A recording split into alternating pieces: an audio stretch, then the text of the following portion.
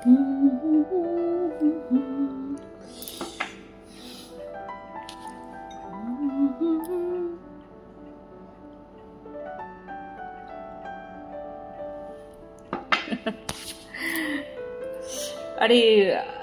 Start হয়ে গেছে camera. Mobile দেখতে গেলে তো আমাদের চশমা পরা উচিত, তাই তো? আর এখন তো মোবাইল মানেই হচ্ছে রিল স্ক্রল করা, ভিডিও দেখা। এই তো সোশ্যাল মিডিয়ার জন্যই তো আমরা রেকর্ডিংটা করি, পডকাস্ট। আজকে পৌঁছে গিয়েছি ঐতিহ্য আর আধুনিকতা মেলবন্ধনের আড্ডা, সঙ্গে সোনালী শিরোনামে যে অনুষ্ঠান হয়, যে আড্ডাটি হয় স্পেশালি আমি কিছু গুণী বন্ধুদের আমন্ত্রণ জানাই আর তার সঙ্গে আড্ডা দিই। আর আজকে কিন্তু 7ম পর্বে পদার্পণ করলো ঐতিহ্য আর আধুনিকতার মেলবন্ধনে আড্ডা, 7ম পর্ব। তোমাদেরকে পাশে পাচ্ছি, তোমাদের ভালোবাসায় পথ চলছি। ছোটবেলা থেকেই আমার মনে আছে আমার ছোটবেলাটা কেটেছে হচ্ছে শ্রুতি নাটক শুনে, মানে বেসিক্যালি বলতে চাইছি রেডিও শুনে। আমরা একদম ভোরবেলা উঠে মহালয়া শুনতাম, সবাই গ্রুপ করে বসে। আর তার সঙ্গে সঙ্গে রবিবার আর দুপুরবেলায়, রবিবারের দুপুরে বা শনিবারের দুপুরে শ্রুতি নাটক শুনতাম। সে এক অদ্ভুত ভালো লাগা। আরেকটাও শুনতাম, আমার এই মুহূর্তে মনে পড়ছে, বড়দিনের সংসার মনে হয়, মনে রাখা গান, মনে রাখা কথা আমার মনে পড়ছে একটু একটু, সেই ছোটবেলার ঘটনা তো। আর সত্যি কথা বলতে গেলে মনটা ভরে থাকতো, দুপুরবেলা বসে থাকতাম কখন শ্রুতি নাটক শুনবো বা কখন এই গানের অনুষ্ঠানগুলো শুনবো। কেন এত কথা বলছি? যেই বন্ধুটির সঙ্গে আজকে আড্ডা দেব, সেই বন্ধুটি অনেকগুলো বই লিখে ফেলেছে, শ্রুতি নাটকের বই। শুধু তাই নয়, সে একক অভিনয়ও করে। দূরদর্শন, বেতারে তার এই শ্রুতি নাটক ভীষণভাবে সমাদৃত। গত 30 থেকে 35 বছর ধরে সে কাজ করে চলেছে, সবার মধ্যে ছড়িয়ে রয়েছে। আর তার সঙ্গে অনেকক্ষণ আড্ডা দেব। তার মানে তার সঙ্গে আমি আড্ডা দেব মানে তোমাদের সঙ্গেও আমরা আড্ডা দেব। আর কি বলবো, সেটা হচ্ছে একজন ভালো বন্ধু হয় একটা ওষুধ, আর বন্ধু দল হয় ঔষধালয়, তাই তো? চায়ের সঙ্গে আড্ডা কার সঙ্গে দিতে পারি? শত্রুর সঙ্গে তো আড্ডা দিতে পারি না, তার সঙ্গে শুধুমাত্র লড়াই ঝগড়াই চলতে থাকে। কিন্তু বন্ধুর সঙ্গে আড্ডা দেওয়া যায়, আড্ডা দিয়ে থাকি। আর বেশি দেরি করব না, তার অনেক শ্রুতি নাটকের বই নিয়ে কথা বলবো, তার কাছে শ্রুতি নাটক একটুখানি অংশ হলেও শুনবো।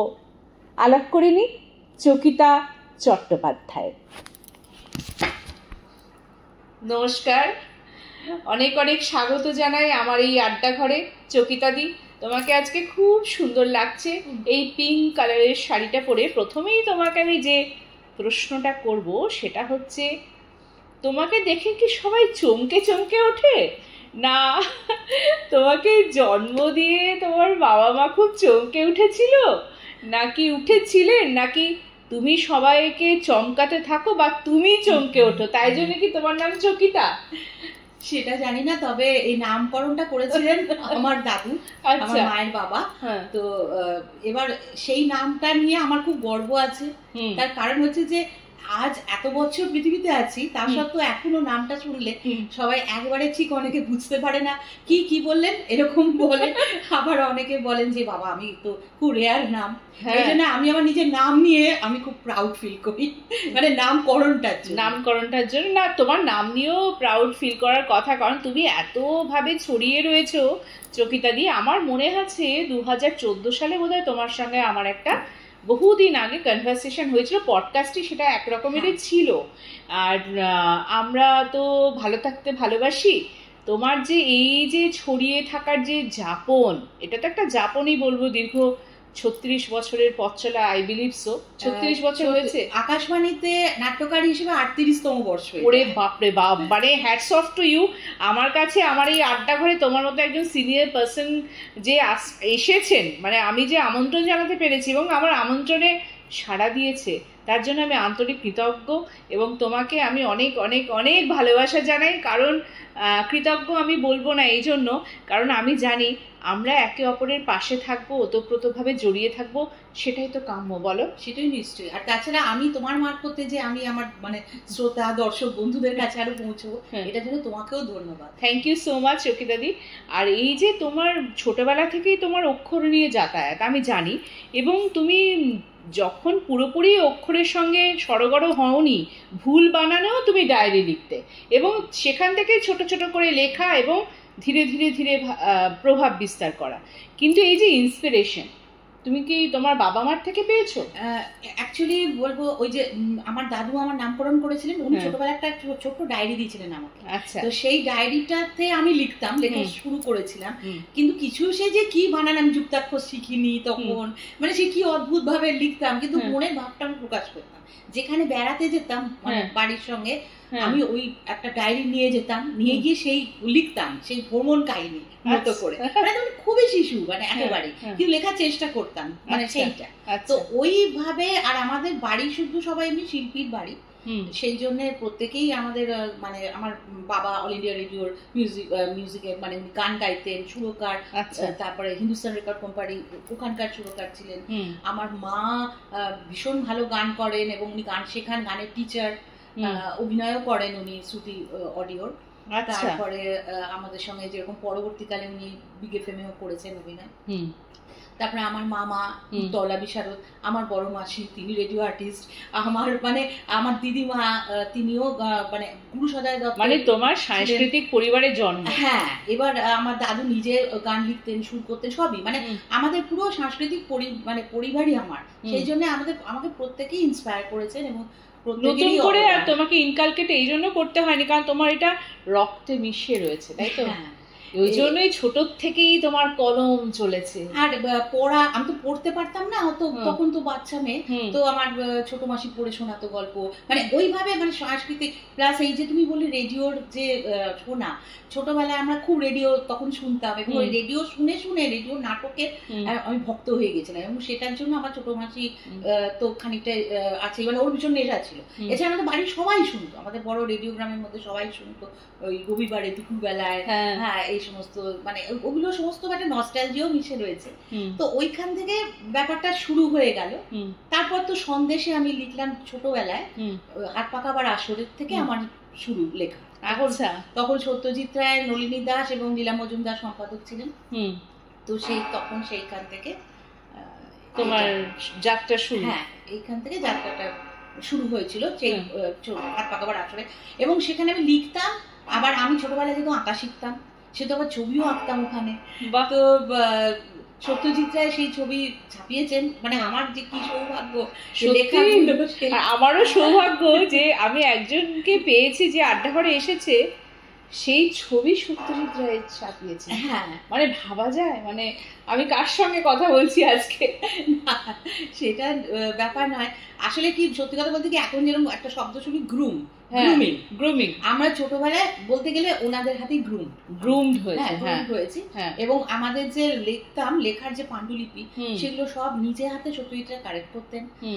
ওনারা লীলা মজুমদার, নলিনী সবাই করতেন, বিশেষ করে সত্যজিৎ রায় ওগুলো কারেক্ট করতেন, করে কোথায় ভুল হলো না হলো, অ্যাকচুয়ালি কিভাবে লিখতে হবে, যে এক পাতায় লেখা, শব্দ গুণে লেখা, এইগুলো সব শিখেছি ওখানে। ওনারা হাতে ধরে ধরেই শিখিয়েছেন সেইগুলো। নইলে আগে ভাবতাম যে, যখন ছাপানোর জন্য বলতেন তখন ভাবতাম যে বাবা আমি অনেক লিখে ফেলবো, আবার লিখবার সময় কি আবার গুনবো কি করে, এরকম একটা ভাব ছিল। সেটাই শেখা হয়েছিল, সেইভাবেই রপ্ত হয়েছিল, যার জন্য এখন আর কোনো অসুবিধা হয় না।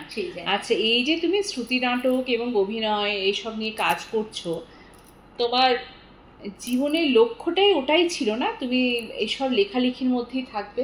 হ্যাঁ, এটা যেহেতু ভেতরেই রয়েছে এবং সেরকমই আমার, ওটা নিয়েই তোমার পথ চলতে চলতে কি একবারও তোমার মনে হয়েছিল যে না, আমি এবার থেমে যাব? আমি জিজ্ঞাসা করছি, তোমার সঙ্গে এই প্রশ্নটা করছি, আমি একসঙ্গে দুটো উত্তর নেব। চলতে চলতে কি কখনো তোমার মনে হয়েছিল যে এই পথ আমার থেমে গেলে ভালো হয়, আমি অন্য পথে যাত্রা করতে চাই? এটা 1 নম্বর।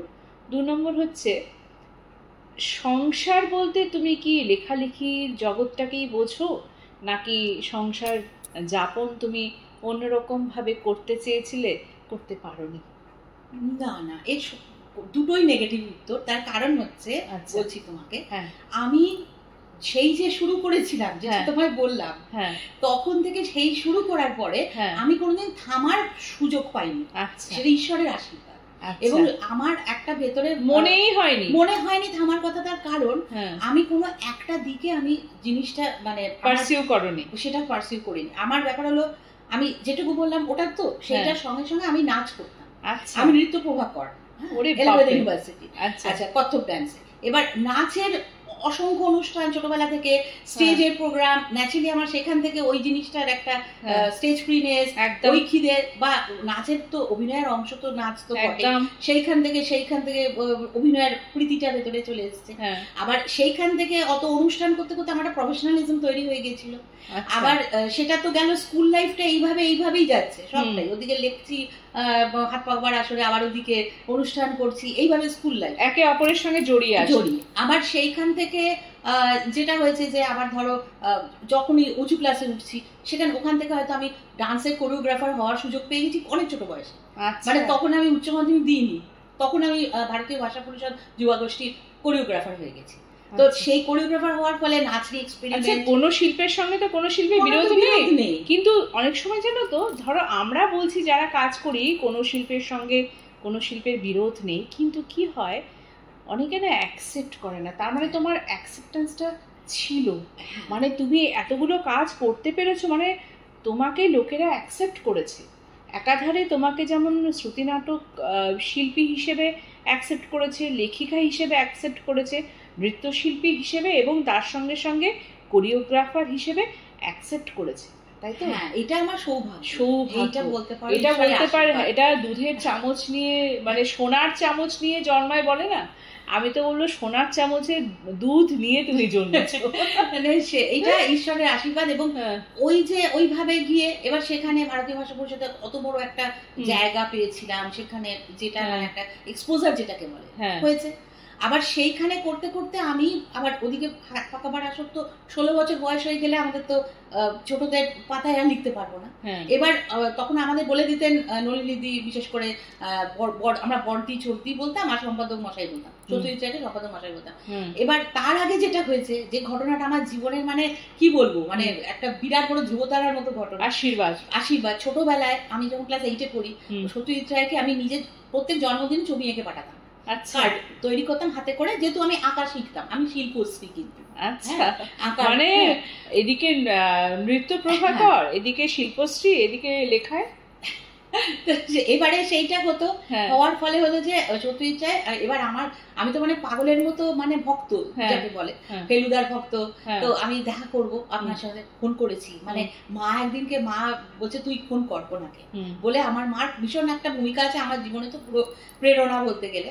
তো উনি, আমি তো ভয় কাঁপছি, আমি তো ভীষণ মানে মুখচোরা ছিলাম ছোটবেলায়, এত কিছু করেও মুখচোরা ছিলাম, আমি খুব লাজুক। কিন্তু এই লাজুকটাই কিন্তু তোমার অ্যাসেট হয়ে গেছে, কারণ কি তোমার কনসেন্ট্রেশনটা এখানে ছিল।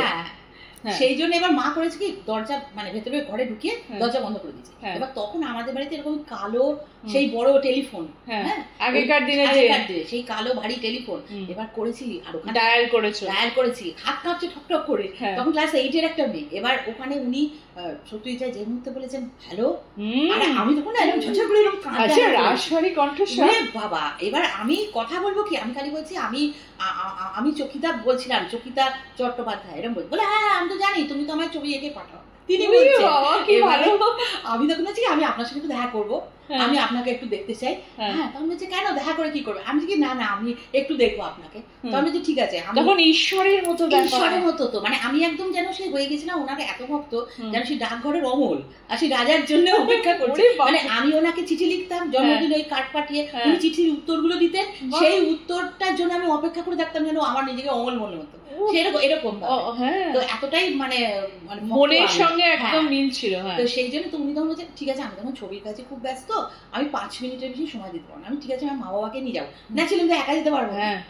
তারপরে উনি বলেন হ্যাঁ ঠিক আছে, বাট অ্যাপয়েন্টমেন্ট, তখন তো সব মোবাইলও নেই কিছু না, অ্যাপয়েন্টমেন্ট যেদিন হয়েছে সেদিনে বলা আছে যে অমুক দিন ওই শনিবার তুমি চলে আসবে। হ্যাঁ যাবো। এবার সকাল 9টার মধ্যে এবারে আমি মা বাবা 3 জনে মিলে গেছি, গিয়ে এবার উনি কথা গল্প আরম্ভ করেছেন, পুরো 1 ঘন্টা ধরে উনি গল্প করছেন। ভালো অভিজ্ঞতা তোমার চকিতাদি। এবারে কি বলবো, মানে আমি এগুলো ভাবলে এখনো দেখো আমার গায়ে কাটা দেয়, আর যখনই ভাবি তখনই গায়ে কাটা দেয়, এটা সেটা মতোই আর কি। এবার সেইটা হয়ে উনি মানে ওনাকে আমি রীতিমতো ঝগড়া করলাম ওনার সঙ্গে যে আপনি কেন কোনো মেয়ে চরিত্র রাখেন না, আপনি কেন শুধু তোপসেই বা কেন এরকম অ্যাডভেঞ্চার করবে, কেন কোনো মেয়ে করবে না এরকম। তখন তো ছোট মেয়ে ক্লাস 8-এ, আপনিরা তো কার সাথে কথা বলছেন এক্স্যাক্টলি এরকম। উনি বলছেন বিশাল এটা অভিজ্ঞতা। তখন উনি হাসছেন, বলছেন কি কেন, মানে না আসলে আমি কেন দিই না, তোপসে একটু কিরম লাগবে। তারপরে আমাকেও জিজ্ঞেস করছেন, তখনও কিন্তু এইগুলো তো হয়নি, এগুলো তো পরে বাবুদা করেছেন কৈলাসী কেলেঙ্কারি। তা আমি তখন বললাম যে বলছেন তোমার আর কি মনে হয় যে কোনটা হলে ভালো হয়, তখন তো ওই দুটোই উনি বানিয়েছিলেন, আর ওই দুটোই উনি বানালেন, আর তো হয়নি জলবায়ু লতা শোনার জন্য। আমি ভাবি যে কৈলাসী কেলেঙ্কারি, কেন কৈলাসী কেলেঙ্কারি তোমার মনে হচ্ছে কেন, যেটা ছবি হতে পারে। তুমি ভাবো যে উনি কত বড়, উনি যে বাচ্চাদের ভালোবাসতেন তো, আর উনি অতখানি বড় মাপের মানুষ, আমায় জিজ্ঞেস করছেন যে তোমার মতামত কি, যে নেক্সট কোনটা ছবি হতে পারে ফেলুদাকে নিয়ে। এটা তো মানে এটা ভাবা যায় না। এবার আমি সেটা বলছি, আমিও স্মার্টলি বলছি যে এটা কৈলাসী কেলেঙ্কারি। কেন উনি জিজ্ঞেস করছেন, ওনাকে আমি বলে যাচ্ছি না ওখানে তো ফেলুদা তো দেশের সম্পদ রক্ষা করেছিলেন, সেই জন্য আমি আবার এটা বলেছি। আচ্ছা ঠিক আছে আমি ভাববো, এইরকম। এবং সেখানে মানে সেই ছোটবেলা থেকেই তোমার মধ্যে যে ব্যাপারটা ছিল, নইলে তুমি অত বড় মানুষের সামনে অত স্মার্টলি বলে যাওয়া, এবং তোমার মতো একজন, তখন তো তুমি ছোট শিশুকেই বলতে পারে বা বালিকাকে উনি যে এত সুন্দরভাবে অ্যাকসেপ্ট করে, সেটা ওনারও একটা মানে বড় ব্যাপার, এটা একটা ব্যাপার। আমি একটা অনেকদিন আগে জানো তো চকিতাদি, আমি কুশল চক্রবর্তীর একটা ইন্টারভিউতে শুনেছিলাম, যখন ওই সোনারকেল ওই সিনেমাটা তৈরি হচ্ছে, গাড়িতে করে যখন যাচ্ছে, তখন নাকি কুশল চক্রবর্তী তখন ছোট মুকুলের চরিত্রটা যে করছে, তখন নাকি মানে সারা রাস্তা একটার পর একটা প্রশ্ন করে যাচ্ছে, এটা কি, ওটা কেন, ওটা কি। উনি নাকি খুব ঠান্ডা মাথায় একটার পর একটা প্রশ্নের উত্তর দিয়ে গিয়েছিলেন। মানে কতটা পেশেন্স থাকলে একটা মানুষ ওরকম পাহাড়ের চূড়ায় পৌঁছতে পারেন, তাই না? সেইটাই আমাদের আজকালকার দিনে, সত্যি কথা বলতে গেলে তোমার কাছ থেকে উত্তরগুলো নেব আমার এই কথার পরে, সেটা হচ্ছে এখনকার দিনে এই যে একটু আগে আমি মোবাইল দেখছিলাম, মোবাইল দেখে বলছিলাম যে এখন তো আমাদের রিলের যুগ, খালি রিল দেখো বা ভিডিও দেখো, নানান কিছু। অনেকে আছে এই যে আমি ইচ্ছা করে প্রথমেই বললাম চশমাটা পরতে হবে, চশমাটা না পরলে কি হচ্ছে, চোখে এফেক্ট করবে, ছোট ছোট বাচ্চাদের বলো বড়দের বলো, চশমা পরাটা ভীষণভাবে জরুরি। আর এই যে আমরা বড়দের সাহচর্য পেয়েছো, তুমি পেয়েছো বিশেষ করে, এবং তুমি তাদের এক্সপিরিয়েন্স নিয়ে তুমি এগিয়ে চলছো। আর এখন যেহেতু আমাদের এই উত্তরণ ঘটেছে আমাদের এই প্রযুক্তিগত দিক দিয়ে, হ্যাঁ সব দিক দিয়ে উত্তরণ ঘটেছে, প্রযুক্তিগত নিয়ে যেহেতু বেশি ঘটেছে, এখন এই মুঠোফোনের মধ্যে আমাদের সবকিছু। শ্রুতি নাটকটা তাহলে কি তুমি অন্যরকমভাবে প্রোডাকশন করছো, মানে দৃশ্যশ্রাব্য বলে তুমি প্রচার করার চেষ্টায় রয়েছো চকিতাদি? না, ব্যাপার হলো যে সেরকম ধরনের এক্সপেরিমেন্ট যে করিনি তা নয়, আমি বেশ কয়েকবার সেই ধরনের এক্সপেরিমেন্ট করেছি। যেমন এক ধরনের নাটক ছিল, সেটাকে বলা হতো ধৃতি, মানে শ্রুতি নাটক ও দৃশ্য নাটকের মাঝামাঝি একটা।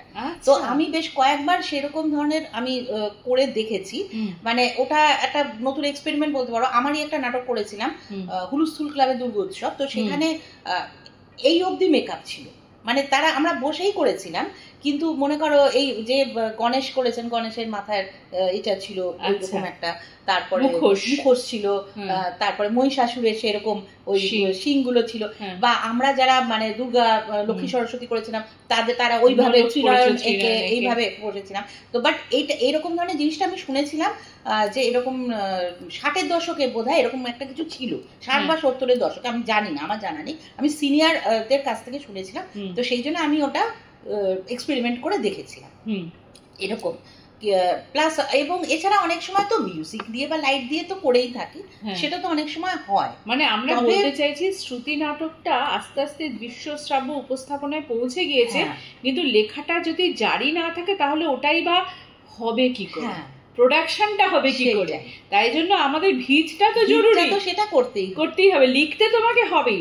সেটা তুমি পাণ্ডুলিপি তৈরি করো বা মোবাইলে তুমি লেখো, আজকাল তো ওয়ার্ডসে সবাই লিখছে, বা আমি বলতে চাইছি তার মানে লেখাটা তোমার চালু আছে, এই কারণে প্রোডাকশন আমাদের অনেক কিছু হতে পারে, দৃশ্যশ্রাব্য হতে পারে বা যাত্রার মতো করে হতে পারে, কিন্তু লেখা ভিত ওটা চলছে, ওইটা চলছে, সেটা তোমার চলবে, মানে কলম তোমার চলছে। হ্যাঁ, কারণ হচ্ছে কি বলতো, আমি একটা মানুষ যে মানে আমি বোধহয় এক্সপেরিমেন্ট প্রচুর করবার সুযোগটাও পেয়েছি আমার জীবনে। আমি বলেছি আমি যেরকম গুরু সান্নিধ্য আমার, আমি বিরাট সেই দিক থেকে সৌভাগ্যবান, আমি এত এত ভালো ভালো কানের আমি গুরু পেয়েছি, প্লাস তোমার পরিবার, তোমার সাথে আমার পরিবার, এবং এই যে যেটা বলছি এক্সপেরিমেন্ট নানা রকম। আমি যেহেতু আমার লোকের হয়তো যে বিভিন্ন মিডিয়ামে কেউ যদি শ্রুতি নাটক, রেডিও প্লে, আমি তো এত বছর ধরে শ্রুতি নাটকটা বলছি, যেহেতু আমার শ্রুতি নাটকে তোমার শ্রুতি নাটক, কারণ আমি জগন্নাথ বসুর ছাত্রী নিজে বাচিক শিল্পের ব্যাপারে,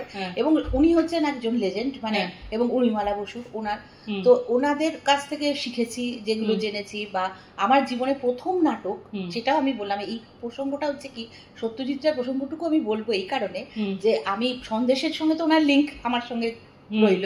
আর একটা ছিল যে যখন জগন্নাথ দা প্রথম নাটক আমার প্রযোজনা করেছিলেন, প্রথম নাটক উনি করেছিলেন, প্রথম আমার যখন নাটক হয়েছিল আমি তখন মানে উচ্চ মাধ্যমিক জাস্ট দিয়েছি, দিয়ে আর কি ব্যাপারটা করেছি। তো এবার সেইখানে আমি সেটা প্রথম নাটক দিয়েছিলাম সত্যজিৎ রায়ের গল্প। হ্যাঁ, এবার আমি যেহেতু খুব ইজি ছিলাম ওনার ব্যাপারে, আমার মাথাতেও আসেনি যে আমি ওনার করছি, আমি ফার্স্ট টাইম একটা নাটক লিখবো জীবনে, এবং সেটা ইন্সপায়ার করেছিলেন আমার কিন্তু আমার গুরু জগন্নাথ বসু, যে তুমি লেখো এরকম লেখার এই জায়গাটা করেছিলেন। এবং তার আগে আমার একটাই মাত্র এক্সপিরিয়েন্স হয়েছিল, সেও উনি মানে সেটা হচ্ছে উনি। আচ্ছা, তুমি চা বাগানে কখনো বেড়াতে গিয়েছিলে? চা বাগান আসামে গেছিলাম। হ্যাঁ, আসামে গেছিলে, আর ডুয়ার্সে, দার্জিলিং এ সেখানে যাওয়া হয়নি। আর আমার যেহেতু বেশ কটা বছর চা বাগানে কেটেছে, চা বাগানে তো অন্যরকম একটা লাইফ আছে, তাই জন্য আমি তোমার কাছে একটা আবদারি করলাম যে তুমি চা বাগানের কিছু নিয়ে 2টি পাতা 1টি কুড়ি, বা জীবনযাত্রা নিয়ে একটু পড়াশুনো করে নিলে, তোমার কলম তো প্রচন্ড পরিমাণে ধার, তোমার হাতের কলম, আমি জানি তুমি দারুণ লিখবে চকিদাদি, তুমি লিখো, আমি পড়বো ওটা, ঠিক আছে। আর এছাড়া তো আমি দেখতে পাচ্ছি তোমার তো অনেকগুলো বই, এগুলো সব লালমাটি প্রকাশন থেকে বেরিয়েছে। আচ্ছা, এই যে তারপর এই যে তারাপীঠ ভৈরব সাধক বামা খ্যাপা, তারপর 12 বেতার নাটক, এই যে এতগুলো লিখেছো, বেতারের 13 নাটক, মানে এত লেখালেখি, তারপরে প্রচুর পড়াশোনা করতে হয়েছে। এবং এই যে বইগুলো, এখানে আমার আকাশবাণী কলকাতার নাট্যকার হিসেবে কিছু নাটক, আবার 92.7 বিগ এফএম এরও আমি নাট্যকার ছিলাম 2012 থেকে 21 অবধি। এবার সেখানকার নাটক এবং অভিনেত্রী দু জায়গারই সেটাই, তো সেইখানকারও কিছু হিট নাটক আছে, সেইগুলো সংকলন, এগুলো সমস্ত। বাহ, এই যে এত লেখালেখি, এটার তো একটা প্রেম আছে, আমি শুনবো, অন ক্যামেরা অফ ক্যামেরা বললে হবে না, এটা আমাদের নির্ভেজাল আড্ডা, আমাকে শুনতেই হবে যে তুমি প্রেমে পড়োনি। আমি লেখার প্রেমে তো অবশ্যই সবাই পড়েছে, তোমার লেখার প্রেমে, তোমার কণ্ঠের প্রেমে, তোমার বাচন ভঙ্গির প্রেমে, তোমার অভিনয়ের প্রেমে তো সবাই পড়েছে, তুমি কার প্রেমে পড়েছো বলো? আমি কার প্রেমে পড়েছি সেটার থেকে বড় কথা, এখনো অব্দি এত বয়স, বসন্তর পর বসন্ত পেরিয়ে চলে এলাম, তবু আমার প্রেমে পড়ার লোকের অভাব হলো না, এখনো অব্দি পড়েন মানুষে। এবং আমি সেই প্রেমগুলো নিয়ে আমার এক একটা অনেক সময় আমি এক একটা নাটক তৈরি করি, গল্প তৈরি করি, সত্যি বলছি। কারণ আমার যেহেতু দেখো আমি গল্প লিখি, গল্প লেখক হিসেবে ধরো নবকেন্দ্র বলো, শিলাদিত্য বলো, বর্তমান সাপ্তাহিক বর্তমান বহু জায়গায়, আবার নাট্যকার, আবার অনেক সময় এবং আমি চিত্রনাট্যকার, সিনেমাও আমার সেই জায়গাটা দিক আছে।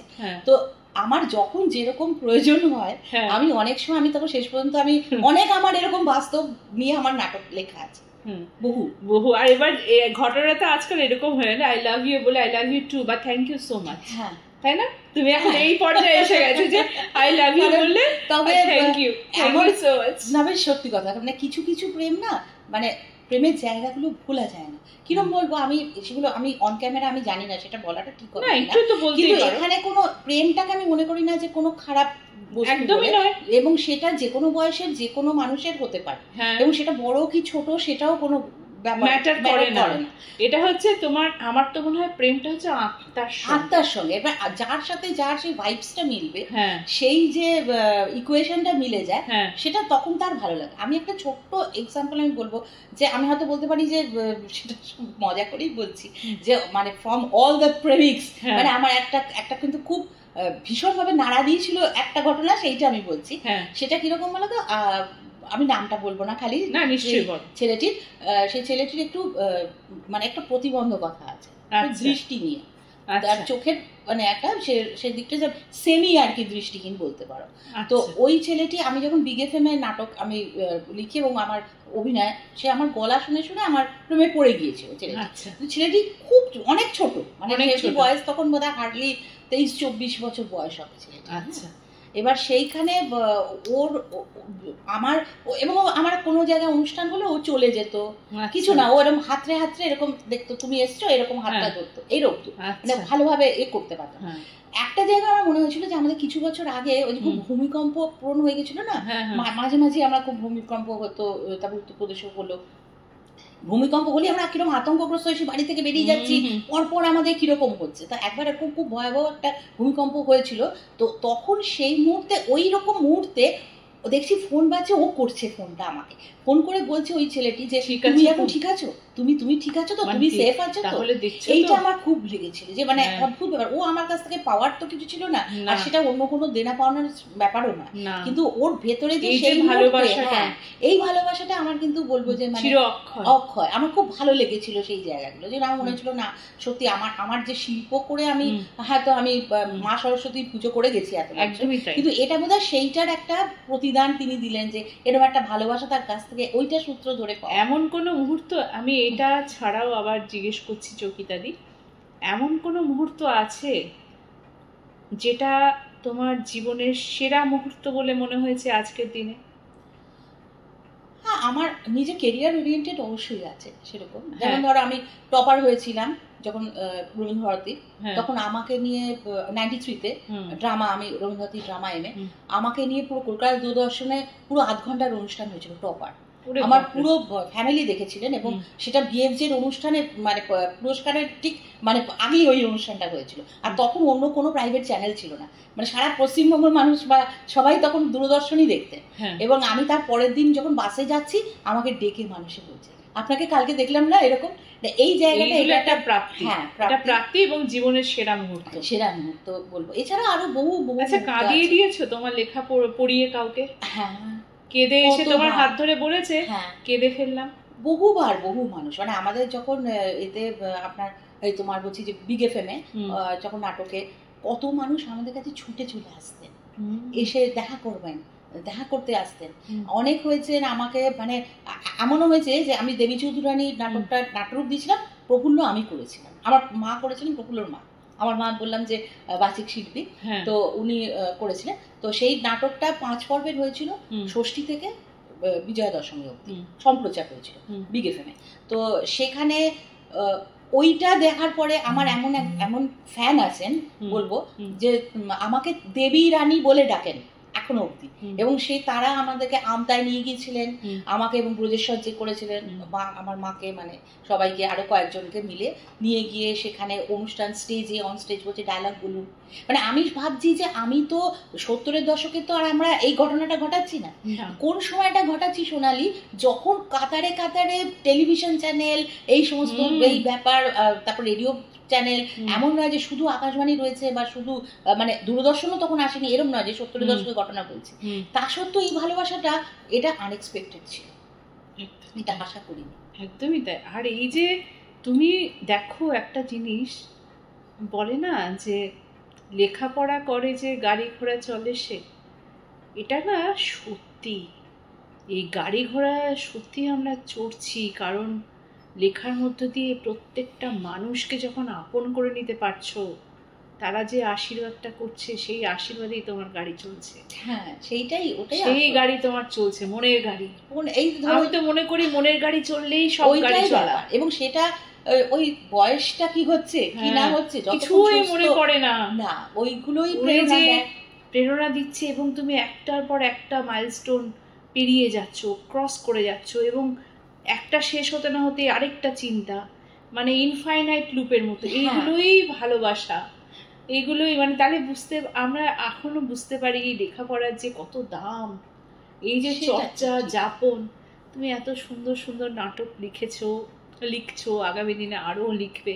এবার ছোট্ট করে একটা পড়ো, ছোট্ট করে একটা পড়ো। আমার এইটা এই যেটা আমি পড়ছি ধরো, এটা হচ্ছে সুচিত্রা ভট্টাচার্য, মূল কাহিনী ছিল বর্ণ বিবর্ণ।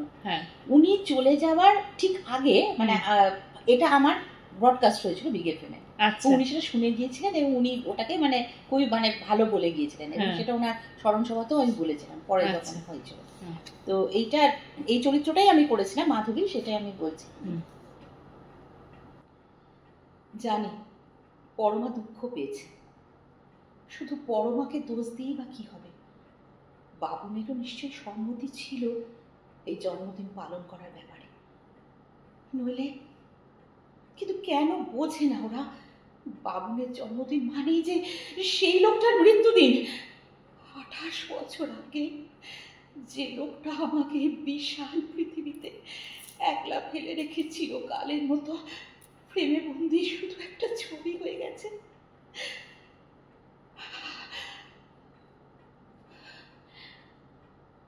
বাবুনের জন্মের দিন সিদ্ধার্থ কুমারথুবিতে ছিল অফিসের কাজে, সেখানেই টেলিগ্রাম যায়, সানবর্ন কামসুন। ফেরার তারায় আর ছেলেকে দেখার আনন্দের অন্যমনস্কতায় চলন্ত ট্রেনে উঠতে গিয়ে কুমারথুবি স্টেশনে ট্রেন থেকে পা পিছলে পড়ে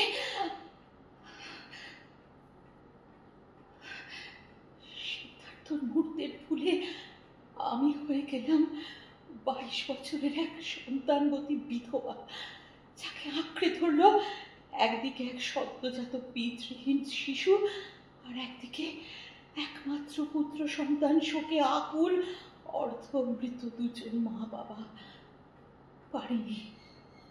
পারিনি মাধবী থেকে কখন যে আমি সিদ্ধার্থই হয়ে গেলাম তা বুঝতেও পারিনি। শুধু চোখ থেকে সমস্ত রং মুছতে যতটুকু সময় লেগেছিল, তারপর শুধুই বৈধব্যের তুষার বর্ম, শুধুই এক বর্ণহীনতার অভ্যাস। আমার তোমার এটা পড়াটা শুনে, অভিনয়টা শুনে আমার মনে হলো আমি এটা টিভিতে মনে হয় দেখেছিলাম, জানো, অনুস্বাতী বোধহয় মায়ের ক্যারেক্টারটা করেছিল, আর কুশল চক্রবর্তী আমার মনে পড়ে গেল, কারণ আমি দেখেছি।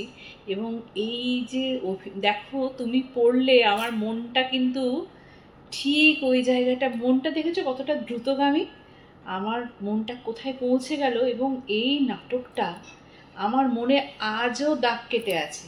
আর এই গল্পটা আমার মনে হয় সানন্দাতেও বেরিয়েছিল কি, সেটা ঠিক জানি না। আচ্ছা, তবে সংকলন থেকে হ্যাঁ আমি সিরিয়ালে দেখেছিলাম। অনুস্বাদী মায়ের ক্যারেক্টার করেছে, আর কুশল চক্রবর্তীর হাজব্যান্ডের ছবিটা লাগানো ছিল, এবং ছেলে জন্মদিন ওয়াইফ পালন করছে। ইনফ্যাক্ট ওনার একটা সিনও ছিল আমার মনে পড়ছে, উনি কাউকে ছেঁড়া শাড়ি দিতে পছন্দ করতেন না, সেলাই করে দিতেন। যেটা সমস্যা হচ্ছিল কি, ওটা ভীষণ ভাবে গল্পটা না ভিজুয়াল ছিল, ওটাকে অডিওতে আনাটা ভীষণ শক্ত, ভীষণটা, বিশেষ করে শেষ দৃশ্যটা যখন পরমার সঙ্গে ও যখন দেখছে যে ও একবার দেখছে যে ও বিধবা ড্রেস পরে ও দাঁড়িয়ে আছে, সেটা ভিজুয়ালি ক্যামেরায় আমি যতটা সহজ ছিল আমার পক্ষে একদমই তাই, কিন্তু অডিও সেটা করাটা খুব টাফ। এই যে তার মধ্যে থেকে তুমি যে গলায় এইটুকু সময়ের মধ্যে ফোটালে, তুমি বলো তুমি ফোটালে বলেই তো আমার মনটা আজকে ওখানে গেল, নইলে তো আমি ধরতে পারতাম না তুমি আমাকে যে। তাই জন্য তো বলছি মানে এই যে শ্রুতি অভিনয়, এটার মধ্য দিয়ে মানুষকে যে কত কি করা যায়। ইনফ্যাক্ট জানো আমি যেটা বলছি, চোখ বন্ধ করে আছিস তুমি ট্রিটমেন্ট দিতে পারো শ্রুতি অভিনয়ের মাধ্যমে। একটা ধরো বয়স্ক মহিলা বা বয়স্ক পুরুষ, সে কানে শুনতে পাচ্ছে কিন্তু চোখে দেখতে পায় না, সে মানসিক ভারসাম্যহীন, কিন্তু তাকে এই পড়াশোনার মধ্য দিয়ে তাকে হয়তো আমরা অন্য জায়গায় পৌঁছে দিতে পারি। নিশ্চয়ই। তাই জন্য হ্যাটস অফ টু ইউ, তুমি এরকম লেখা তোমার চলুক, আমারই মন গলে যাচ্ছে। হ্যাঁ, সেখানে এত সুন্দর তুমি বললে না, অভিনয়টাই এত সুন্দর করলে। থ্যাংক ইউ, এই যে আমাকে উপহার দিচ্ছ না, থ্যাংক ইউ সো মাচ। আচ্ছা, আমি তো জানি তুমি তো সারাদিন রাতই বলতে পারি ব্যস্ত ব্যস্ত ব্যস্ত, একাধারে অভিনয়, একাধারে লেখালেখি, আবার নানান সংস্থার সঙ্গে যুক্ত, তাদের হয়ে অনুষ্ঠান করা, অনুষ্ঠানের অর্গানাইজ করা, সবটা নিয়ে একেবারে বলতে পারি জমজমাট জীবন। জমজমাট জীবন মানে বেড়ানোটা আমার মনে হয় তুমি লেখালেখির মধ্য থেকেই খুঁজে পাও না? হ্যাঁ, মানে সেটাই হয়। আবার অনেক সময় হয় যে কোথাও যদি অনুষ্ঠান করতে গেলাম, টুক করে সেই জায়গাটা একটু ঘুরে নিলে, এইরকম। আর আলাদা করে তোমার বেড়ানো হয়ে ওঠে না, এত কমিটমেন্ট থাকে। আমি বুঝতে পারি চকিতা দি যে এত বেশি লেখালেখি, বলতে পারো একটা যাপনই তো না।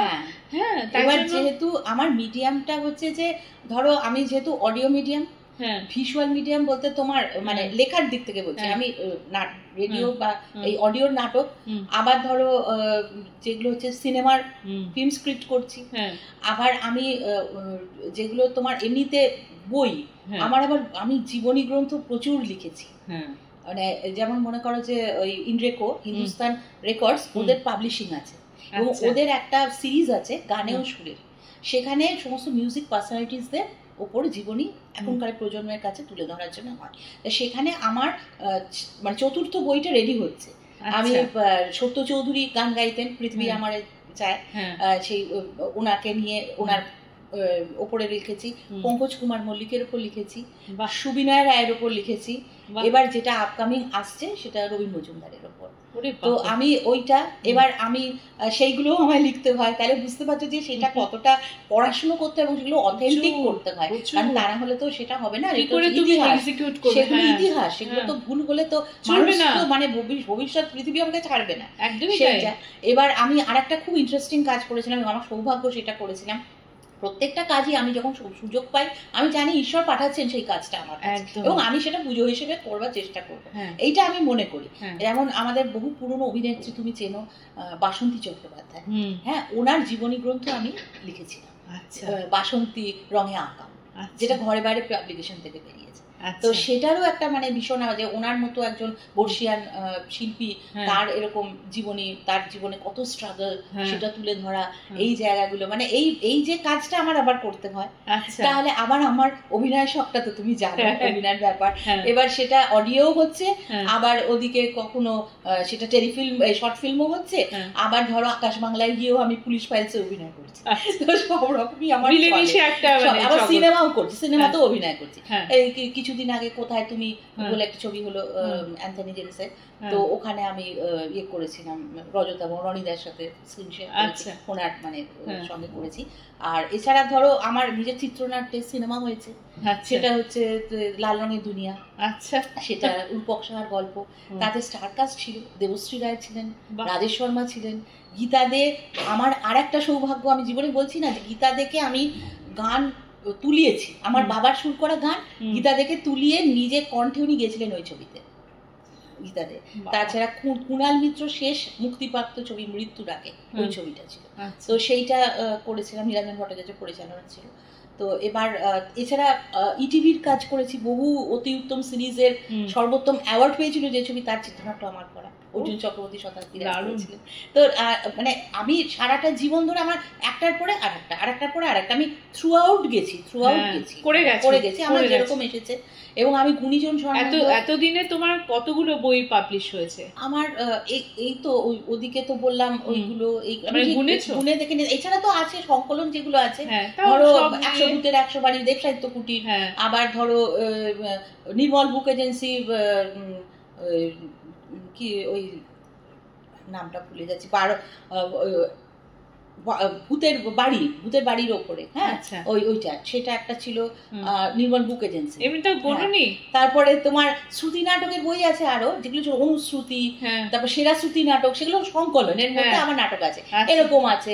এছাড়া বিভিন্ন ধরো যে বিভিন্ন যে লিটল ম্যাগাজিন সংস্থাগুলো, তারা অনেক বই বুক পাবলিকেশন করছে, হ্যাঁ, যেমন অনেক আছে, যেমন আমি গৌতম ভট্টাচার্যকে, তুমি চেনো নিশ্চয়ই, গৌতম ভট্টাচার্য বলেছিলেন যে ওনার যত বছর চাকরি জীবন তত বছর ততগুলো বই ওনার দরকার। দেখো, বড় মাপ আর ছোট মাপ আমি বলবো না, ব্যাপারটা হচ্ছে যে যতটা আমরা পারছি কর্ম করে যাওয়া, তাও মানে আন্দাজে সে কতগুলো হতে পারে, হবে হয়তো 15-16 কি 20 এরকম হবে কিছু।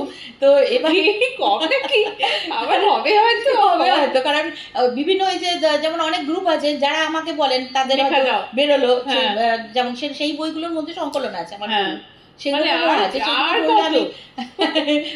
মানে তুমি লিখেই যাবে আরো না? হ্যাঁ, সেগুলো করি, মানে আরে একবার অদ্ভুত মানে আবদারও তো আসে।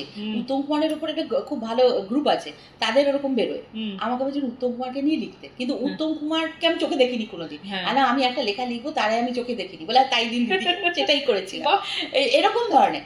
আর যেটা বলতে গিয়ে আমি তোমাকে সত্যজিৎ রায়ের গল্প নিয়ে অতিথি নাটক, যেটা উনি পরে আগন্তুক ছবি করেছেন, আগন্তুক ছবিটা উনি পরে করেছেন, আমার লেখা নাটকটা 88-এ ব্রডকাস্ট হয়েছিল, আর উনি আগন্তুক করেছেন তো না শেষ ছবি, হ্যাঁ, তখন লাস্ট অনেক পরে।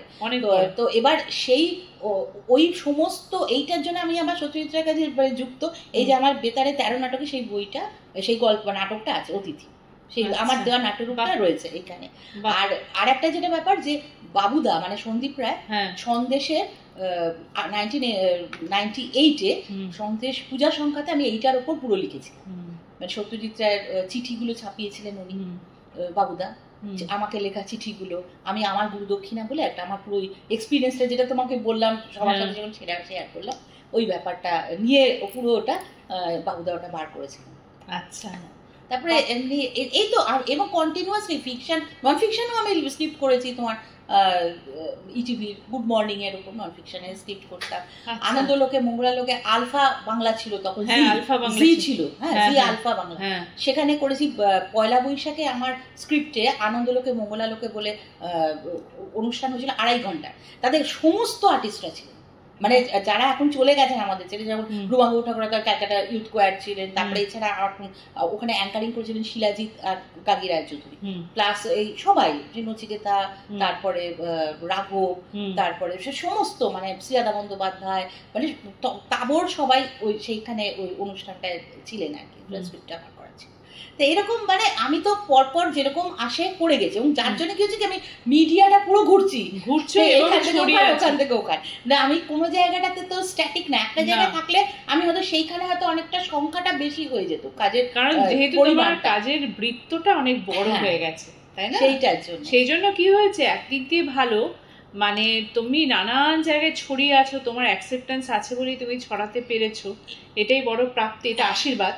হ্যাঁ, আর যেমন আমি ছোট্ট একটা ঘটনা বলছি, এইবারে এই বইটা যেদিনকে এবারে বইমেলা এই বইটা বেরিয়েছে লালমাটি থেকে 12 বেতার নাটক। আচ্ছা, তো এবার এটা যখন হচ্ছে আমাদের করুণা, আপনারা একটু দেখুন 12 বেতার নাটক, এবং আমি চকিতাদিত্য বড় ফ্যান, আপনারা প্রত্যেকে এরকম শ্রুতি নাটকের বই যারা দেখবেন, এই ভিডিওটি দেখবেন, তারা অবশ্যই বইটি কিনবেন।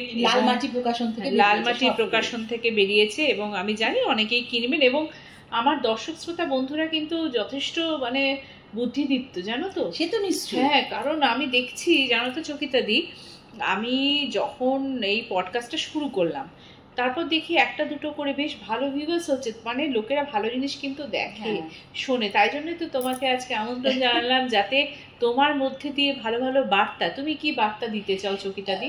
বার্তা দেখো, আমি যেটা বলছি, দেখো যেটা বলছিলাম যে এই যে আমাদের ধরো দেশের যে বিভিন্ন কর্মসূচি, গভর্নমেন্টের কর্মসূচি, আমি কিন্তু সেখানেও কাজ করি, সেটাও করি। যেমন ধরো বেটি বাঁচাও বেটি পড়াও, সেটার উপর আমার নাটক আছে, এই বইতে আছে শিউলি ফুলের গন্ধ। আচ্ছা, ভ্রূণা আছে, এই বইটাতে আছে ভ্রূণা, সেটা তো আছেই। যেটা তোমায় বলছিলাম, এই বইটা যখন প্রকাশ হবে এইবারে বইমেলায় যাচ্ছি, আমার সঙ্গে মানে রাস্তায় অটোতে উঠেছেন একজন ভদ্রলোক, আমার বলছেন আপনার মুখটা চেনা লাগছে। আমি বলছি কেন? আমি ভাবছি এমনি বলছেন। হঠাৎ উনি বলে উঠলেন চেঁচে, ও আপনাকে দূরদর্শনে দেখেছিলাম, এই বেটি বাঁচাও বেটি পড়ার ওপরে একটা ছোট্ট ওদের যে প্রমোশনাল ফিল্মস হয়, সেখানে ওটা আমারই স্ক্রিপ্ট ছিল করা, আমি ওখানে ভিডিওর চরিত্রটা করেছিলাম, যে বিয়েটা আটকাচ্ছি, নাবালিকার বিয়ে আটকাচ্ছি। তো উনি ওইটার সঙ্গে রিলেট করুন ঠিক মনে রেখে বলছেন। তাহলে আমি সেই জন্য বলছিলাম, তুমি ছড়ানো তোমার কথাতেই বললাম যে ছড়িয়ে দেওয়ার কথা বলছিলে, আমি কিন্তু সব রকম ভাবে সবসময় করে যাই, কারণ যাতে আমি কোনো কিছুই ছোট বড় মাঝারি এটা ওই ওটা ওই কিছু ভাবো না, আমি ভাবি না। আমার কাছে কাজ যেরকম আসে, যদি আমার পক্ষে সেটা পসিবল হয় তাহলে আমি সেই জিনিসটা ট্রাই করব। তোমার কাছে তো 1 ঘন্টা আড্ডা তো মানে কি বলবো, সময় চলে যাচ্ছে খুবই কম। তোমার জন্য আমার মনে হয় 3টে আড্ডা দিলে ঠিক হবে। আর খুব ভালো লাগছে তোমার কাছে এসব জানতে পেরে। আর যেটা বলছিলাম, তুমি খেতে ভালোবাসো। ওরে বাবা, এটা বলো না, আমার যারা বন্ধুরা, আমার মানে কলিগ, সব জায়গায় সব সময় সবাই আমাকে এই নিয়ে পেছনে লাগে। আমি অসম্ভব ফুডি, আমি অসম্ভব ফুডি। এবং ব্যাপার হলো কি, যে আমার কোনো বাদ বিচার নেই, তো বাদ বিচার নেই, আমি চুজি না, মানে সর্বভূম। আমার তেলে ভাজা মুড়ি খেতেও ভীষণ এনজয় করে খাই, এগ রোল চাউমিন আবার সবই খাই। আবার তুমি কন্টিনেন্টাল দাও, সেও আমি এনজয় করে খাবো, খুব পছন্দ। আমি সবই আমার কাছে কোনো রকম বাদ বিচার নেই, জিনিসটা ভালো হলে হবে। খেতে তো ভালোবাসো, রান্না করে খাওয়াতে ভালোবাসো? রান্না করতে পারি, কিন্তু আমি খাওয়াতে সেভাবে অতটা সাহস পাই না, তবু করি হয়তো, বাড়ির মধ্যে করলাম, সে কেউ খারাপ টারাপ বলেনি। তবে আমার একটা যেটা মনে হয়, মাঝে মাঝে একটু এক্সপেরিমেন্ট করি, এটা করি ওটা করি, এটা মানাই ওটা মানে, এরকম একটু মনে হয় মাঝে। তুমি এরকমই বড় বড় টিপ পড়ো না ছোট টিপ পড়ো? না, আমার মুখ বড়, তো ওই জন্য বড় টিপ পড়ি না। এর কোনো মানে নেই, মুখ বড় হলে যে বড় টিপ পড়তে হবে না, এমনি ছোট টিপেও ভালো লাগবে তোমার। শোনো, তোমার আমি দেখেছি সবটা মিলিয়েই তুমি, মানে কথা, লেখা, সাজ, খাওয়া সব নিয়ে চকিটা দিই, তাই জন্য সবাই আমরা চমকে উঠি। কে? দরজা খুলছিলে না কেন মা? বাইরে কি বৃষ্টি, পুরো ভিজে গেলাম। উফ, বৃষ্টিতে এমন আটকে গেলাম না, কত রাত হয়ে গেল। আরে মা, ওয়াও, এতক্ষণ খেয়ালই করিনি তুমি কত সেজেছো। ইস, কি সুন্দর দেখাচ্ছে তোমার। হ্যাঁ, আমি তো ভুলেই গেছিলাম, তোমার সেই কোন বিশেষ অতিথিদের আসবার কথা ছিল না, তারা এসেছিল মা? কটা বাজলো রে মনামি? রাত 9টা বেজে গেছে। এত রাত হয়ে গেছে? ও কি মা, তুমি কোথায় যাচ্ছ? বাইরে যে বৃষ্টি পড়ছে, ভিজে যাবে তো। বৃষ্টিতে ভেজা তো তুমি একটুও পছন্দ করো না। হঠাৎ কি হলো তোমার? জানি না, আজ হঠাৎ খুব বৃষ্টিতে ভিজতে ইচ্ছে করছে রে। শেষ ভিজেছিলাম 22 বছর আগে, ঠিক আজকের দিনটাতে। আজকের দিনে? আজকের এই দিনটা কি মা? আজ আমার জন্মদিন। তোমার জন্মদিন? কই, কখনো বলনি তো মা। কি করে বলবো, আমি নিজেই যে ভুলে গেছিলাম এতদিন। আজ আবার হঠাৎ নতুন করে মনে পড়ে গেল রে। কি মা, তুমি কাঁদছো? কই না তো। চলো মা। কোথায়? আজ আমরা দুজনে মিলে ভিজি। তুই ভিজবি আমার সঙ্গে? খুব মজা হবে না? চলো চলো চলো না, শুনতে পাচ্ছ না? ওরা যে ডাকছে আমাদের। ওরা? হ্যাঁ, ওই বৃষ্টির ধারাগুলো ওরাই তো আজ এসেছে আমাদের ভেজাতে। আমরা ভিজবো। চলো চলো মা, চলো চলো। চল, আজ আমরা আজ আমরা দুজনেই যাই ওদের সঙ্গে। আজ আবার আমি ভিজি আমার জন্মদিনে। নিশ্চয়ই চলো। আমার সৌভাগ্য তোমার সঙ্গে একটুখানি করতে পারলাম। না না, আমাদের তো কোনো রিহার্সাল থাকে না, আমাদের কোনো রকম প্র্যাকটিস থাকে না, আমাদের কনভারসেশনের কোনো রকম স্ক্রিপ্ট থাকে না। আমার পডকাস্টের এটাই বিশেষত্ব। এবং আমার কাছে যে সমস্ত অতিথিরা আসে, আমি যাদের আমন্ত্রণ জানাই, তারা এতটাই মানে কি বলবো ওয়েল ইকুইপড, তাদেরকে প্রশ্ন করার সঙ্গে সঙ্গে তারা উল্টো দিকে এমনভাবে উত্তর দিয়ে আমাকে আঘাত করতে থাকে, আমি ওই প্রেমের আঘাত মূর্ছনায় মূর্ছিত হই। যাই হোক, একটা ব্যাপার তো আনটাচ থেকে গেল। অন্য একটা দিন আমরা বসবো, সেদিনকে পুরোপুরি আলোচনা হবে। সেটা হচ্ছে, তুমি তো সাংবাদিকতার সঙ্গেও যুক্ত। হ্যাঁ, এবং অনেক ব্যাপারে তুমি রিভিউ লিখেছো, এটা আমি জানি। সেই ব্যাপারে জাস্ট একটা মিনিট একটু বলো। আমি তো 1991 থেকে বর্তমান গ্রুপে পুরো সাপ্তাহিক বর্তমান, ভিডিওকন, ডেলি বর্তমান সব জায়গাতেই লিখেছি, বিশেষ রচনা সবকিছু। তারপরে আবার প্রবাসী আনন্দবাজার, আনন্দ মেলা, প্রাত্যহিক খবরে আমি ক্রিটিক ছিলাম ফিল্ম আর নাটকের, তারপরে ফিচার লিখতাম।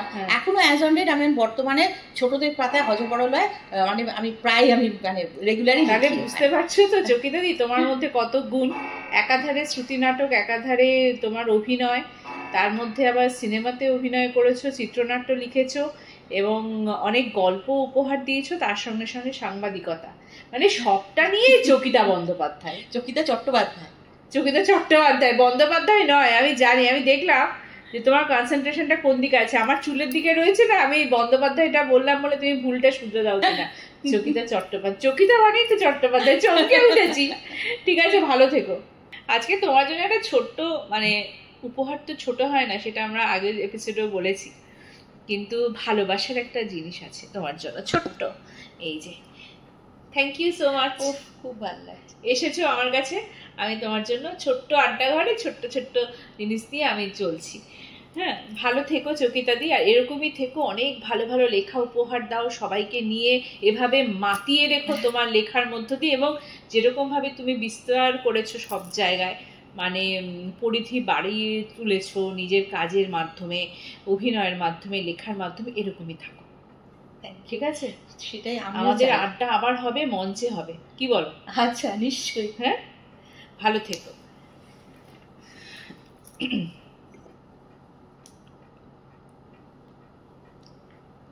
তাহলে আজকে আমরা 7ম পর্বের সমাপ্তি করলাম। দেখতে দেখতে 7ম পর্বে পদার্পণ করলো আমার এই আড্ডাঘর। আড্ডাঘর হচ্ছে ঐতিহ্য এবং আধুনিকতার মেলবন্ধনে আড্ডা। প্রথমে বলেছিলাম, একজন ভালো বন্ধু একটি ঔষধ হয়, একটি বন্ধু দল ঔষধালয়, চার্লি চ্যাপলিনের কথা। তাই জন্য বলছি, বন্ধুত্বের হাতটা আপনারা বাড়িয়ে দিন, আমরা আপনাদের, তোমাদের, তোদের হাতটা শক্ত করে ধরে নেব এবং আমরা এগিয়ে চলব, একে অপরের সঙ্গে তালে তাল মিলিয়ে এবং ওতপ্রোতভাবে জড়িয়ে মিলেমিশে থাকবো। এভাবেই থেকো তোমরা। আর আমি তো শুনছি এখন সোশ্যাল মিডিয়া মানে ফেসবুকে সমস্ত ভিডিওগুলো আর ভিডিও থাকবে না, রিল হবে। তাতে আমাদেরও সুবিধে, আপনাদেরও সুবিধে। আলাদা করে ভিডিও অপশানে যেতে হবে না, রিলের মধ্য দিয়েই আমরা দেখতে পারবো। এখন তো আপাতত ফেসবুকে ভিডিও হিসেবেই যাবে। এছাড়া সোনালী ঘোষ ইউটিউব অফিসিয়াল আমার একটা ইউটিউব চ্যানেল আছে, ওটা অবশ্যই সাবস্ক্রাইব করে রাখবেন, তাহলে আপনারা এই আড্ডাটি দেখতে পারবেন এবং শুনতে পারবেন। এবং আমার আড্ডা ঘরে কিন্তু গুণী শিল্পীরাই আসছেন, গুণী শিল্পী বন্ধুরাই আসছেন। আপনাদের সঙ্গে থাকতে হবে, আপনারা সঙ্গে থাকলেই আমরাও আপনাদের সঙ্গে থাকবো। নমস্কার, সবাই খুব ভালো থাকবেন।